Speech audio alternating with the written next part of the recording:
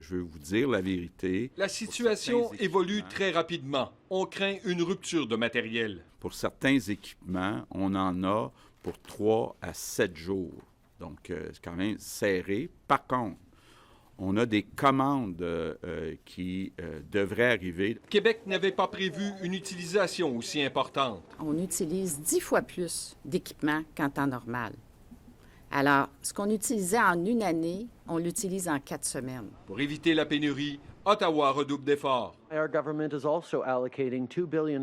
On vient de débloquer 2 milliards pour l'achat d'équipements, dit le premier ministre canadien. Le gouvernement canadien est en mode de mobilisation pratiquement de guerre. Le fédéral se dit incapable de garantir qu'il n'y aura pas de pénurie de masques. On se prépare pour les pires scénarios, mais on travaille évidemment pour que ces scénarios qui vont effectivement se réaliser soient les meilleurs possibles. Je veux aussi en profiter pour remercier mon ami Doug Ford qui a accepté ce matin de nous transférer certains équipements. Le premier ministre ontarien apporte nuance.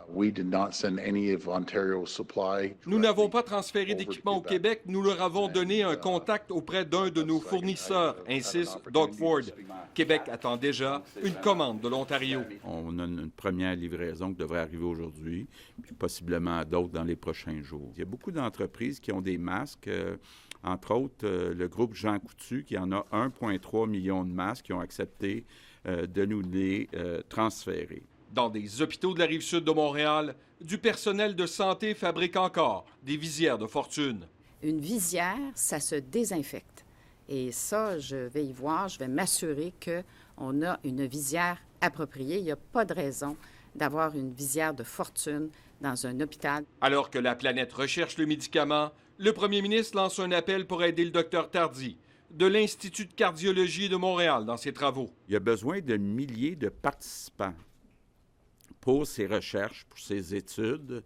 Ça prend des personnes qui ont la COVID. Le premier ministre vous fait une demande pour aider ceux qui ont de la difficulté à traverser cette crise. S'il vous plaît, appelez une personne seule aujourd'hui. Donnez-vous ça comme tâche, là. Appelez votre grand-mère, elle va être contente aussi. Alain Laforêt, TVA Nouvelles, Québec. Si tout le monde appelle une personne seule